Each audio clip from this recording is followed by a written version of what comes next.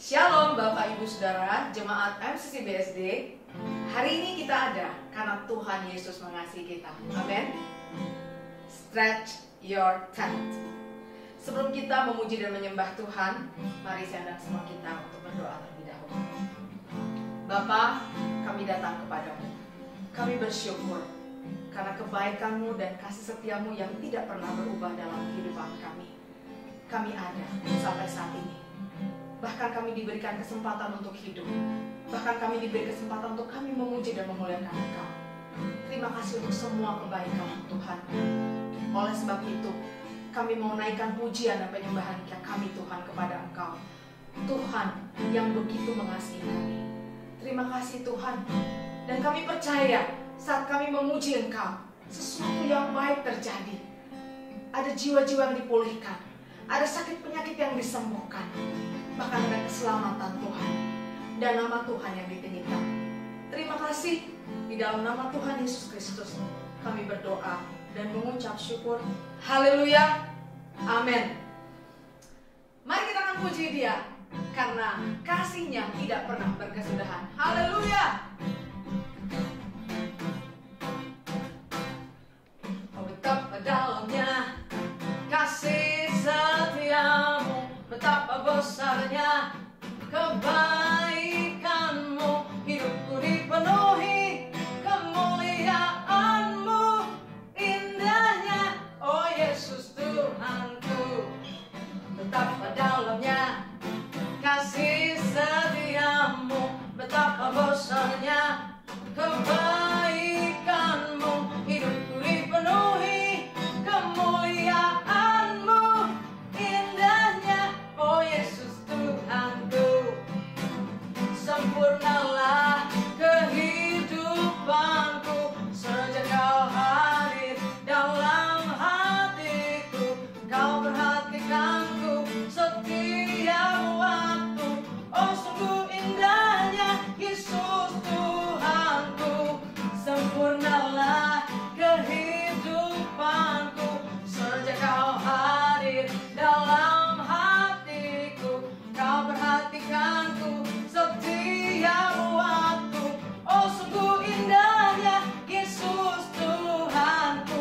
Betapa dalamnya kasih setiamu, betapa besarnya kebaikan-Mu. Hidupku dipenuhi kemuliaan-Mu, indahnya, oh Yesus Tuhanku. Sempurnalah kehidupanku sejak Kau hadir dalam hatiku. Kau perhatikanku setiap waktu, oh sungguh indahnya Yesus Tuhanku. Sempurnalah kehidupanku sejak Kau hadir dalam hatiku. Kau perhatikanku setiap waktu, oh sungguh indahnya Yesus Tuhanku. Sempurnalah kehidupanku sejak Kau hadir dalam hatiku. Kau perhatikanku setiap waktu, oh sungguh indahnya Yesus Tuhanku. Sempurnalah kehidupanku sejak Kau hadir dalam hatiku. Kau perhatikanku setiap waktu, oh sungguh indahnya Yesus Tuhanku. Betapa dalamnya kasih setiamu, betapa besarnya kebaikan-Mu. Hidupku dipenuhi kemuliaan-Mu, indahnya, oh Yesus Tuhanku. Hidupku dipenuhi kemuliaan-Mu, indahnya, oh Yesus Tuhanku. Hidupku dipenuhi kemuliaan-Mu, indahnya, oh Yesus Tuhanku. Yes, hidup kita semua diberi oleh kasih Tuhan, dan itu yang membuat hidup kita menjadi indah.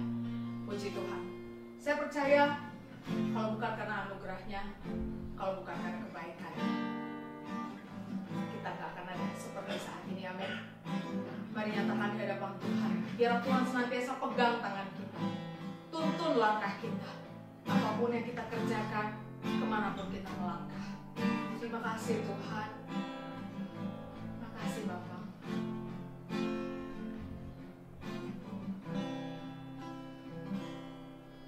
Ku hidup karena anugerah-Mu, tiada satu dapat ku banggakan, semua karena cinta-Mu.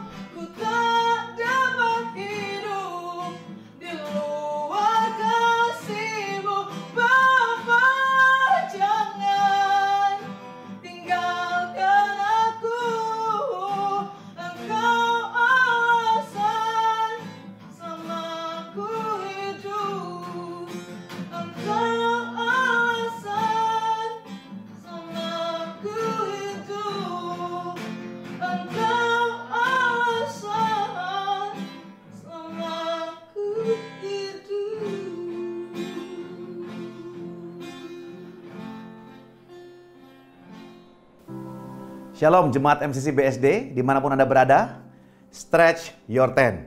Kita akan melanjutkan kepada pelajaran yang kedua hari ini, yang diambil dari topik bentangkan tenda kediamanmu. Sebelumnya mari kita berdoa bersama-sama. Terima kasih Tuhan Yesus yang baik, kami mengucap syukur untuk hari ini Tuhan. Kami boleh belajar dan dimuridkan oleh firman-Mu. Kembali kami membuka hati lebar-lebar Tuhan, supaya kami semakin diperluas kapasitas kerohanian kami bersama dengan keluarga kami. Secara bersama-sama kami terus dibentangkan kehidupan kerohanian kami. Terima kasih Tuhan Yesus, berbicara lewat hamba-Mu, supaya firman Tuhan disampaikan dengan penuh kuasa menjadi berkat bagi kami semuanya. Di dalam nama Yesus kami siap diberkati firman Tuhan. Haleluya. Amin. Nah saudara, pada pelajaran ini kita akan membahas dengan sebuah topik, yaitu mempraktekkan kasih dalam keluarga. Sekali lagi, April hingga Juni ini saudara, kita akan fokus kepada membentangkan tenda kediamanmu, tempat tinggal, rumah, keluarga di mana Anda berada. So, pelajaran pertama, Anda sudah membuat sebuah tujuan, Anda sudah menuliskannya, mendiskusikannya dengan keluarga Anda, bahkan mendoakannya agar semua tercapai. Anda melakukannya bersama-sama dan menjaga konsisten. Dan hari ini kita akan fokus secara spesifik pada bagaimana kita membangun kasih, bahkan mempraktekkan kasih dalam keluarga kita. Nah, ada seorang penulis buku bernama Marianne Williamson, dia berkata begini, kapanpun Anda mencoba untuk menjadi orang yang penuh kasih, Anda sedang melakukan bagian Anda dalam penyelamatan dunia. Luar biasa. Nah saudara, kalau kita ditanya oleh orang awam mengikut Yesus, apa bedanya Yesus dengan yang lain? Maka kita bisa menjawab dengan tegas dan lantang, perbedaan antara Yesus dengan yang lain adalah apa? Kasih. Bahwa di dalam Kristus dia mengasihi kita, dia mengorbankan hidupnya, nyawanya untuk kita. Jadi ketika kita bicara tentang bagaimana mempraktekkan kasih dalam keluarga Kristen, saudara, kita kembali kepada hal yang fundamental, di mana kita bersama-sama akan mengeksplor bagaimana caranya sebagai ayah, sebagai ibu, sebagai anak, mungkin menantu, mertua jika Anda tinggal bersama, bagaimana kita kemudian mempraktekkan kasih Kristus di dalam keluarga kita. Nah, dalam kitab 1 Yohanes pasal yang keempat ayat 20-21, saya akan bacakan buat saudara. Dikatakan, jikalau seorang berkata, aku mengasihi Allah dan ia membenci saudaranya, maka ia adalah pendusta. Karena barang siapa tidak mengasihi saudaranya yang dilihatnya, tidak mungkin mengasihi Allah yang tidak dilihatnya. Dan perintah ini kita terima dari dia, barang siapa mengasihi Allah, ia harus juga mengasihi saudaranya. Nah saudara, ada 3 pesan penting yang kita baca dari ayat baru saja yang kita baca bersama-sama. Yang pertama adalah mengasihi Tuhan tapi membenci saudaranya itu pendusta. Itu yang pertama. Yang kedua, tidak mengasihi yang kelihatan yaitu sesama, pasti tidak mungkin bisa mengasihi yang tidak kelihatan yaitu Tuhan. Dan yang ketiga dikatakan bahwa mengasihi adalah sebuah perintah dari Tuhan, bukan undangan, bukan ajakan, bukan rekomendasi, tetapi perintah saudara. Jadi Anda dan saya, kita perlu mempraktekkan kasih bersama-sama. Kenapa saudara? Karena kita mengasihi Allah, kita mengasihi Tuhan. Kita mengasihi yang tidak kelihatan, maka yang kelihatan itu menjadi syarat yang pertama agar kita bisa mempraktekkan kasih dengan mereka. Saudara, tentunya kita semua bukanlah pendusta, kita semua orang-orang benar yang hidup benar bersama dengan Kristus. Amin. Dan Tuhan menciptakan manusia untuk hidup dalam sebuah keluarga. Dan ketika kita berbicara tentang keluarga, kita tidak bisa memisahkan keluarga dengan apa saudara? Dengan komunikasi, kolaborasi. Dengan apa lagi saudara? Hubungan. Mungkin juga di dalam keluarga ada pertentangan, ada konflik, ada perseteruan, ada masalah, ada persoalan. Nah, saya percaya bahwa keluarga adalah sebuah tempat di mana Tuhan ingin supaya Anda dan saya mempraktekkan esensi kekristenan yang paling mendasar, yaitu saling mengasihi. Nah, saudara, kalau kita perhatikan dalam keluarga, kita boleh kehilangan furniture, kita boleh kehilangan, ya katakanlah AC, ya agak tidak dingin ketika tidur saudara atau berada di dalam rumah. Kita boleh kehilangan mungkin ada sendok, garpu dan beberapa gelas Namun saudara, satu hal penting yang saya ingin sampaikan kepada kita semua, bahwa di dalam keluarga Kristen ada satu hal yang tidak pernah boleh hilang, yaitu kasih. Sekali lagi, di dalam keluarga Kristen, kasih tidak boleh dihilangkan di dalam kita membangun keluarga kita. Oleh karena itu, Tuhan hari ini lewat firman yang saya sampaikan saudara, lewat kebenaran firman yang saya berhasil pahami sampai hari ini, kita akan diperlengkapi dengan firman Tuhan yang justru akan membuat kita memperlebar kasih kita, memperluas, memperdalam, memperbesar kasih kita kepada sesama, kepada mereka yang ada di dalam keluarga kita. So siap-siap hari ini, terimalah firman Tuhan.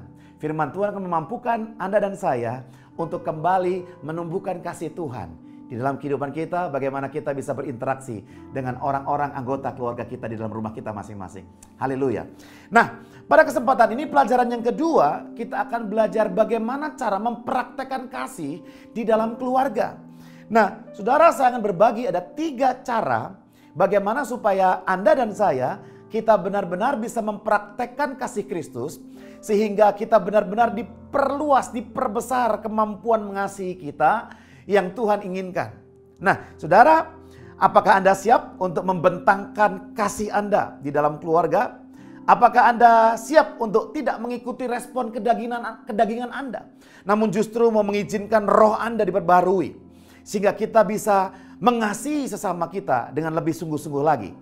Jika Anda siap, maka saya akan sampaikan ada 3 cara Anda dan saya kita bisa semakin mengasihi keluarga kita. Cara yang pertama adalah saling mengampuni.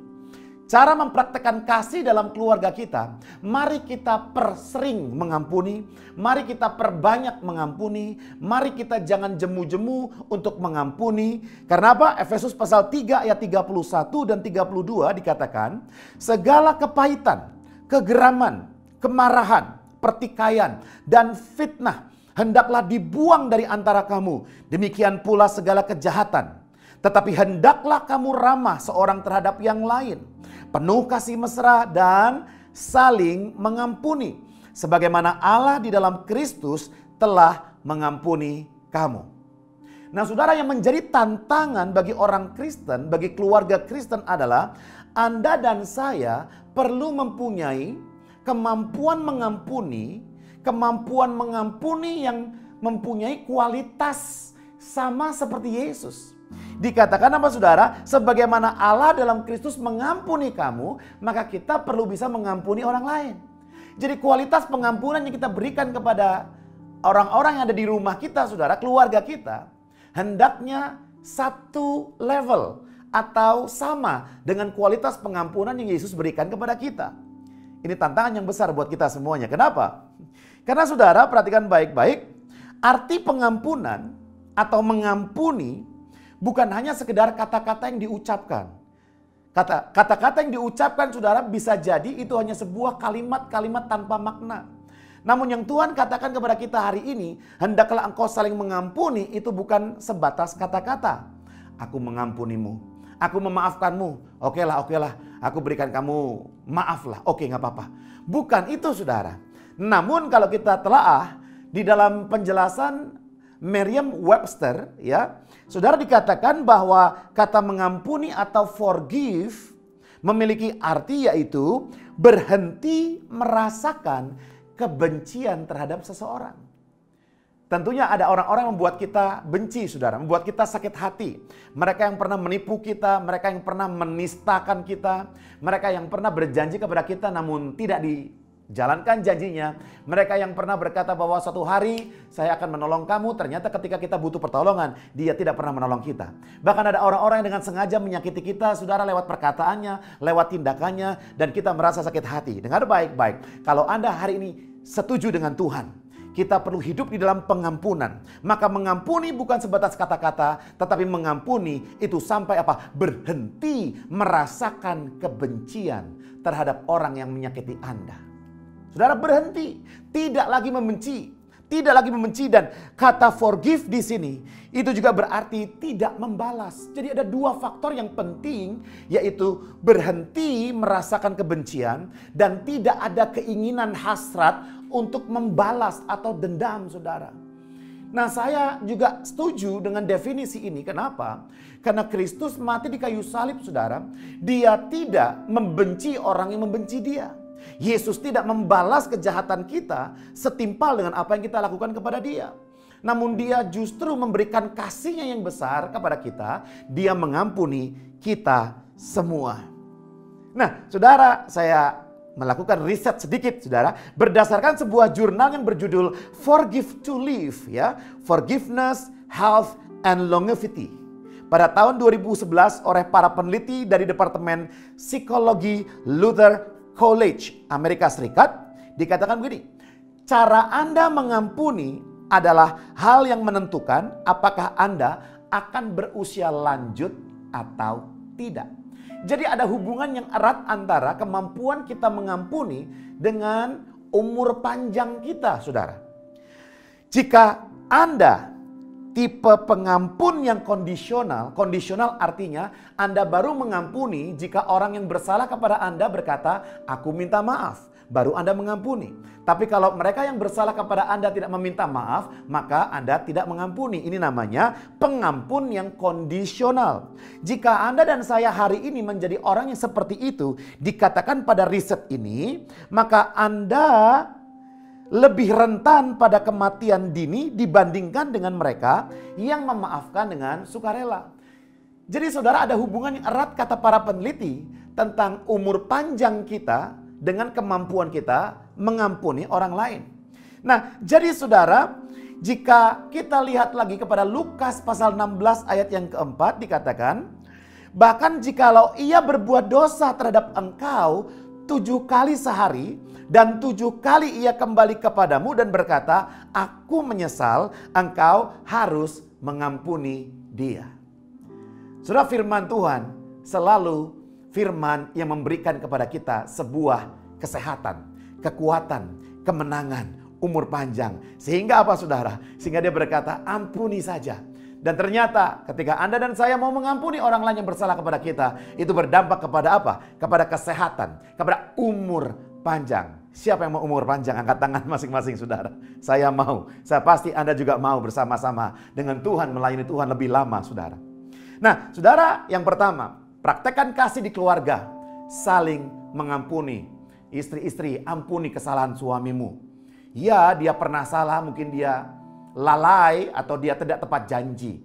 Tapi itu hanya perilakunya, itu perbuatan dosanya. Jangan benci orangnya. Kita benci perbuatan dosanya, tapi kasihi orangnya. Suami-suami, iya, istrimu juga melakukan kesalahan beberapa kali. Tapi bela itu menjadi sebuah momen yang terlupakan dari masa lalu. Itu sebuah perjalanan percintaan. Engkau membangun sebuah kasih yang sebenarnya. Orang tua kepada anak, anak-anak kepada orang tua. Perhatikan baik-baik.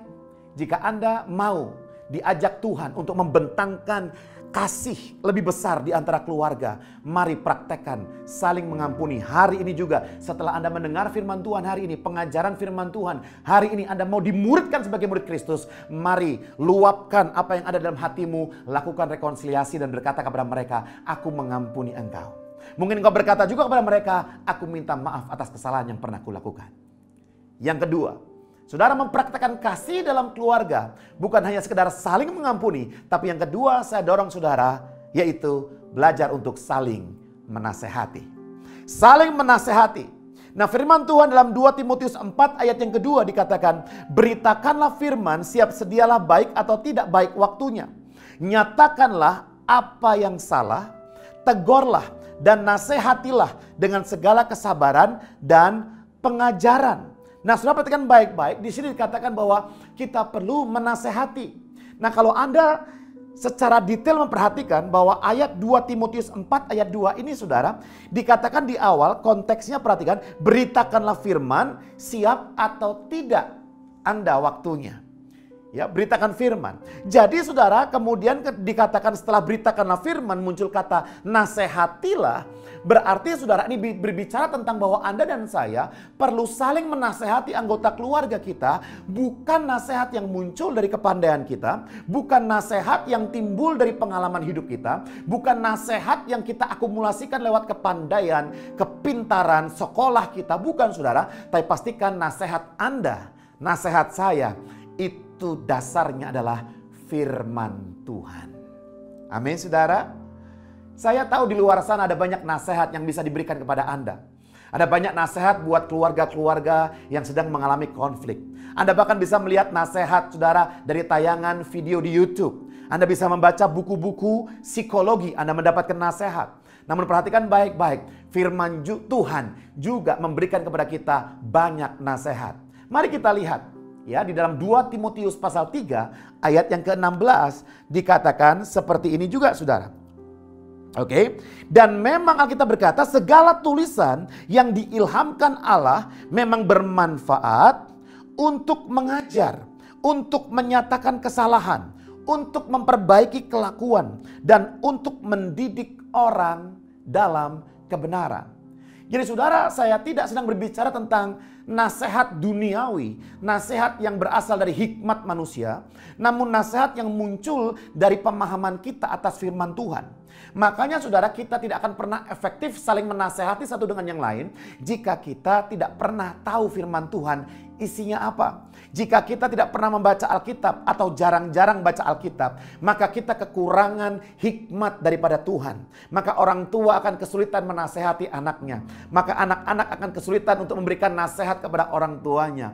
Saudara, bacalah Alkitab tiap hari karena firman Tuhan. Kata firman Tuhan tadi saudara, 2 Timotius pasal 3 ayat 16. Firman Tuhan akan menyatakan kesalahan. Dia mengajar, dia bahkan memperbaiki kelakuan, bahkan mendidik kita di dalam kebenaran. Jadi saudara, mari milikilah sebuah kebiasaan atau gaya hidup ketika ada yang salah, hidup tidak benar, bahkan saudara tidak saat teduh, bahkan kata-katanya kasar, muncul kata-kata porno, kata-kata makian. Saudara, berilah nasihat. Jangan biarkan anggota keluarga Anda tinggal dalam kejahatan. Jangan biarkan suami Anda, mungkin Anda takut dan berkata, aduh, untuk apa saya kasih dia nasihat? Saudara, firman Tuhan berkata di dalam kasih tidak ada ketakutan. Orang yang masih takut, maka kasihnya belum sempurna. So, saudara, suamimu butuh nasihatmu, istrimu butuh masukanmu, anak-anakmu butuh teguran dan didikanmu. Bahkan firman Tuhan berkata, apa saudara? Didiklah anakmu di dalam kebenaran, maka pada masa tuanya nanti dia tidak akan menyimpang dari jalannya. Saudara, jangan lakukan pembiaran. Jangan biarkan dosa-dosa kecil. Jangan biarkan kesalahan-kesalahan, katakanlah kesalahan kecil, membuat engkau lalai untuk mengajar keluargamu dalam kebenaran. So, masukan saya hari ini saudara sebagai hamba Tuhan dan gembala, biarlah engkau terbuka terhadap setiap nasihat. Biarkanlah nasihatmu adalah sebuah ekspresi kecintaanmu kepada keluarga. Biarlah kau melihat, menganggap ketika orang tuamu memberikan engkau nasihat, itu sebuah tindakan kasih yang diberikan orang tuamu kepada engkau. Saudara, yang kedua, Anda mau praktekkan kasih. Jangan jemu-jemu untuk saling menegur, saling menasehati. Amin, saudara. Ya. Nah, saudara, yang ketiga, bagaimana cara kita mempraktekkan hidup di dalam kasih, tentunya dalam keluarga kita. Yang ketiga, saling mendoakan. So, yang pertama kita bicara tentang saling, apa saudara? Saling mengampuni. Yang kedua, saling menasehati. Dan yang ketiga, saling mendoakan. Berapa sering dari kita, saudara, mempunyai kebiasaan saling mendoakan? Orang tua mendoakan anaknya tiap pagi. Mungkin sebelum mereka bersekolah keluar dari rumahnya, engkau mendoakan mereka. Atau mungkin ketika malam hari sebelum tidur engkau saling mendoakan. Atau justru ketika engkau mengetahui salah satu anggota keluargamu sakit dan kau biarkan saja tidak mendoakan dia. Bahkan hanya menunggu ketika mungkin istrinya berkata, "Pak, doain aku dong, kan aku sakit, masa gak doain sih?" Tidak semua orang Kristen mempunyai refleks. Tidak semua orang Kristen mempunyai kebiasaan atau habit untuk mendoakan orang yang sakit. Mendoakan mereka yang sedang dalam masalah. Bahkan mendoakan anakmu yang sedang ikut ujian atau tes, mau masuk ke perguruan tinggi. Saudara, perhatikan baik-baik. Mari kita bangun kehidupan kita kembali dengan cara apa? Dengan cara untuk kita mendoakan setiap anggota keluarga kita. Mari di kesempatan ini kita membangun saudara kehidupan yang mau mendoakan, mau didoakan. Nah, ada seorang bernama, ada seorang hamba Tuhan bernama Epafras ya. Kalau sudah perhatikan di Alkitab ada namanya Epafras. Ini di Kitab Kolose pasal 4 ayat 12 saudara. Epafras ini berada dalam penjara bersama dengan Paulus. Namanya mungkin tidak setenar Paulus, Petrus, Filipus. Namun saudara, yang dilakukan Epafras mencerminkan kerinduannya untuk terus memberi dukungan kepada jemaat Kolose lewat doa. Kolose 4 ayat 12 dikatakan, salam dari Epafras kepada kamu. Ia seorang dari antaramu, hamba Kristus Yesus yang selalu bergumul dalam doanya untuk kamu. Supaya kamu berdiri teguh sebagai orang-orang yang dewasa dan berkeyakinan penuh dengan segala hal yang dikehendaki Allah. Nah saudara, Paulus menyebutkan bahwa Epafras tidak saja sekedar berdoa. Tetapi dikatakan bahwa Epafras bergumul dalam doa-doanya untuk kebaikan jemaat. Hari ini saudara, saya ingin bertanya kepada para orang tua, apakah kita bergumul berdoa sungguh-sungguh untuk anak-anak kita? Untuk orang tua kita? Apakah anak-anak engkau sudah bergumul, berdoa setiap hari mendoakan pekerjaan orang tuamu, mendoakan kesehatan orang tuamu, mendoakan pelayanan orang tuamu? Saudara, sepertinya apa yang kita bicarakan itu remeh-temeh. Berdoa semua orang tahu, berdoa semua orang mampu. Tapi apakah semua orang melakukannya setiap hari? Itu pertanyaan yang lain, saudara. Mari saya ingin hari ini bersama-sama saudara kita membangun kembali kehidupan doa. Membangun kembali kesenangan dalam berdoa. Jika Anda hari ini hanya berdoa bangun tidur, berdoa makan, berdoa sebelum tidur, saudara tingkatkan lagi hubunganmu dengan Tuhan. Mari kita doakan anak kita tumpang tangan di atas kepalanya. Katakanlah berkat, ucapkanlah perlindungan, nyatakanlah janji Tuhan atas kehidupan mereka. Dan biarlah anak-anak juga jangan canggung ketika engkau mendoakan orang tuamu. Engkau bisa menghampiri orang tuamu dan berkata, Pah, Mah, aku mau berdoa buat mama dan papa.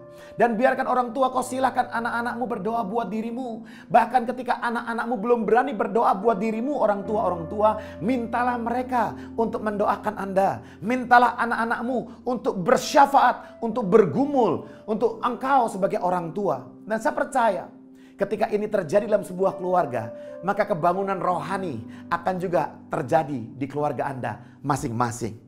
Nah, saudara, ayat yang kita akan baca lagi adalah diambil dari Yakobus pasal 5 ayat 16. Firman Tuhan berkata, karena itu hendaklah kamu saling mengaku dosamu dan saling mendoakan supaya kamu sembuh. Nah, saudara perhatikan baik-baik. Ternyata kalau Anda pelajari perikop dari Yakobus 5 ayat 16, di situ tertulis doa orang sakit. Jadi saudara, ternyata supaya Anda dan saya kita bisa disembuhkan dari sakit kita, dipulihkan dari penyakit kita, dibebaskan dari kuman, bakteri, virus manapun saudara, salah satu caranya adalah dengan cara mengaku dosa dan saling mendoakan. Saudara, hari ini mari engkau yang sedang mengalami lemah tubuh, lemah fisik, sakit, mengaku dosa dan minta didoakan, saling mendoakan. Dan dikatakan firman Tuhan selanjutnya, doa orang yang benar bila dengan yakin didoakan, sangat besar kuasanya. Haleluya. Saudara, semua orang bisa berdosa, semua orang juga bisa berdoa.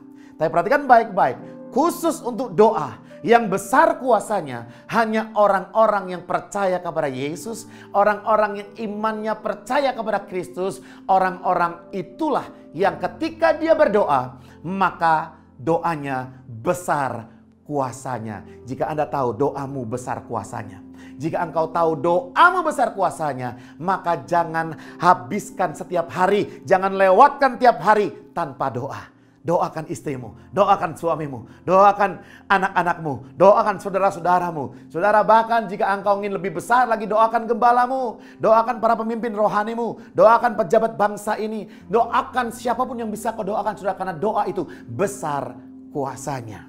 Amin. Nah, saudara, ternyata untuk kita melalui gaya hidup saling mendoakan, bukan hanya doa itu besar kuasanya lalu kemudian mengubahkan kehidupan kita. Bukan hanya itu, saya sudah jelaskan, maka sakitmu pun akan dipulihkan oleh Tuhan. Sakit kita pun bisa disembuhkan oleh Tuhan.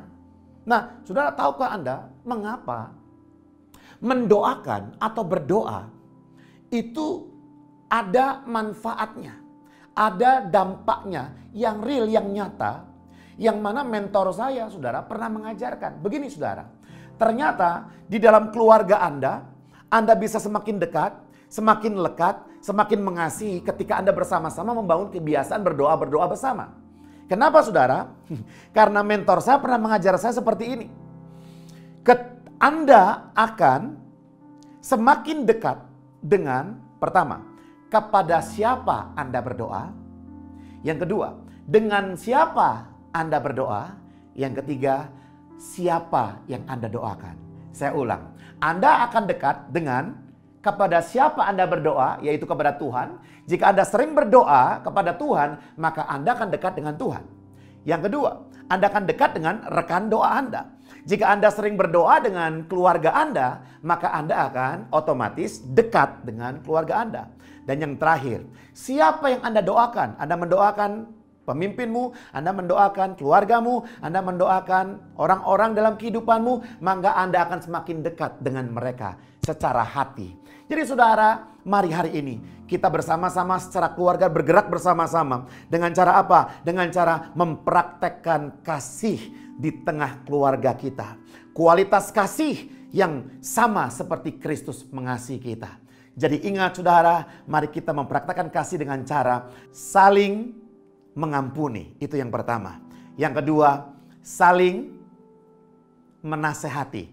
Dan yang terakhir, saling mendoakan. Saya percaya ketika kita mempraktekkan 3 hal ini terus-menerus saudara, maka penyertaan Tuhan, kasih Tuhan, mujizat Tuhan akan turun dalam kehidupan kita. Tuhan Yesus memberkati. Mari kita berdoa. Terima kasih Bapa yang baik, kami mengucap syukur. Firman-Mu akan kami dengar, akan kami lakukan dalam kehidupan kami. Tolong sertai, berkati. Urapi setiap keluarga jemaat MCC BSD. Supaya kami semua mengalami terobosan rohani di dalam kasih. Supaya yang kasihnya sudah dingin, kasihnya sudah jauh, Engkau dekatkan kembali. Engkau hangatkan kembali kami Tuhan. Hubungan suami istri, hubungan orang tua dan anak. Kami doakan supaya penuh dengan kasih mesra. Terima kasih Tuhan Yesus. Kami serahkan firman Tuhan dalam tangan-Mu yang bekerja secara pribadi dalam hati kami. Menguatkan, meneguhkan kehidupan kami. Terima kasih Tuhan Yesus. Kami terima berkat firman Tuhan di dalam nama Tuhan Yesus Kristus. Haleluya.